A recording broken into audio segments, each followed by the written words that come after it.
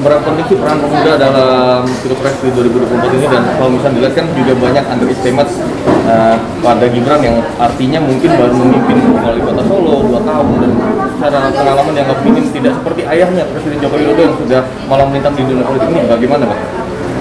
Ya, kalau lihat dari Gibran, sosok Gibran sebenarnya meskipun 2 tahun, tapi kita kan udah lihat banyak beberapa prestasi yang Gibran sudah kerjakan sebenarnya. Satu, merubah kota Solo itu misalnya dari sisi pertumbuhan ekonomi. Pertumbuhan ekonomi itu di atas pertumbuhan nasional dan di atas pertumbuhan Jawa Tengah sendiri.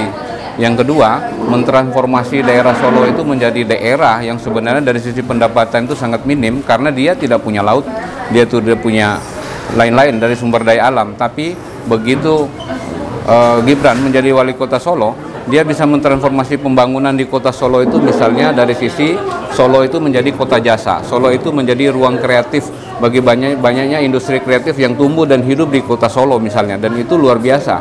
Dari sisi pendapatan per kapita kita bisa lihat dan kita bisa kalkulasi bahwa secara ekonomi itu.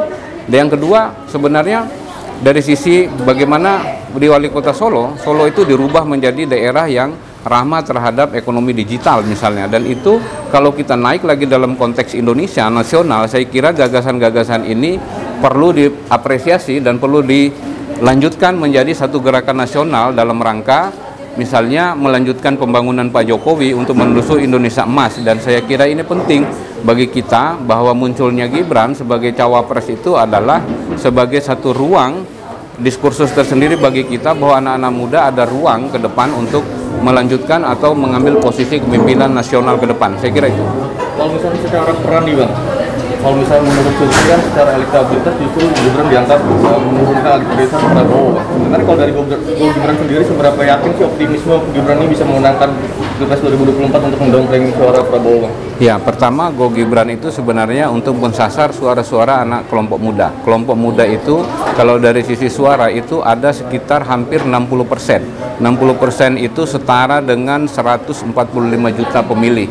Artinya 140 juta pemilih itulah sebenarnya ceruk besarnya Gibran untuk mengambil dan memikat suara pemilih anak-anak muda. Memang yang masih kurang sekarang itulah banyak orang yang belum mengerti apa sebenarnya program dan gagasan yang akan dimunculkan oleh Gibran dan udah yang dikerjakan, dan inilah perlunya banyak relawan untuk menyampaikan secara masif dan terukur apa menjadi program-programnya yang pernah dikerjakan oleh Mas Gibran. Dan saya kira ini penting, ada waktu yang cukup singkat sebenarnya, sekitar 75 hari masa kampanye, dan ini harus dipakai secara efektif oleh semua tim, dan kami sangat optimis bahwa Mas Gibran ini menjadi satu-satunya cawapres yang mewakili anak muda, dan ini menjadi diferensiasi tersendiri bagi kita bahwa ada ceruk besar.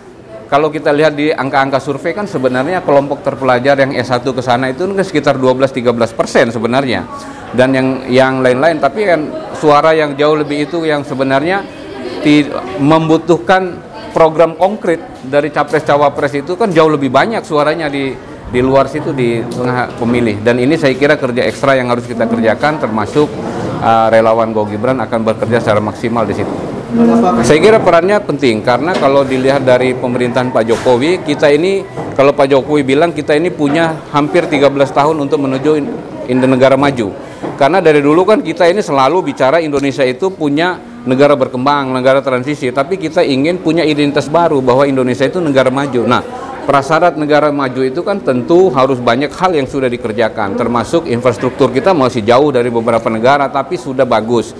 Misalnya 2.000-an kilo jalan tol, kemudian 300-an ribu kilo jalan desa-desa itu sudah dibangun. Kemudian ada juga yang harus kita lanjutkan, itu adalah program hilirisasi.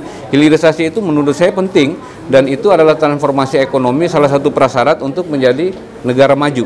Saya kira ini yang harus didorong dan keberlanjutan ini ke depan.